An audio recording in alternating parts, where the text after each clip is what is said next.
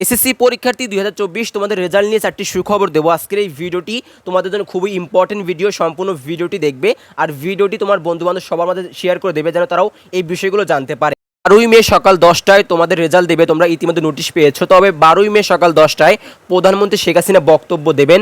এরপর সকল বোর্ডের চেয়ারম্যানরা শিক্ষামন্ত্রীকে রেজাল্ট হস্তান্তর করবেন। এরপর শিক্ষামন্ত্রী প্রধানমন্ত্রীকে রেজাল্ট হস্তান্তর করবেন। এরপর প্রধানমন্ত্রী কিন্তু একটা রেজাল্ট উদ্ভাবন করবেন।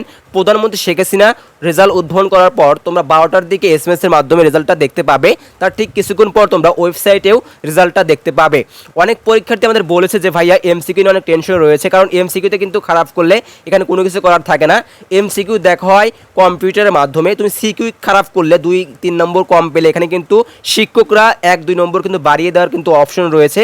এছাড়াও কিন্তু অনেকে আবার OMR শিটে ভুল করেছে, তাদের রেজাল্ট আসবে কিনা অনেকে বলেছে যে OMR শিটে ভুল করলে কিন্তু রেজাল্ট আসবে না।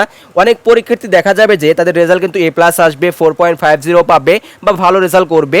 তোমরা হয়তো ভাবছো 1-2 নম্বরের জন্য ফেল আসবে কিনা, এই কথাটা কিন্তু অনেকেই বলেছো যে 1-2 নম্বরের জন্য ফেল আসবে না কখনো, কারণ শিক্ষকরা তোমাদের নম্বর বাড়িয়ে দেবে। তোমরা কিন্তু অনেক ভালো পরীক্ষা দিয়েছো, অবশ্যই ভালো রেজাল্ট আসবে এরকম প্রত্যাশা করো।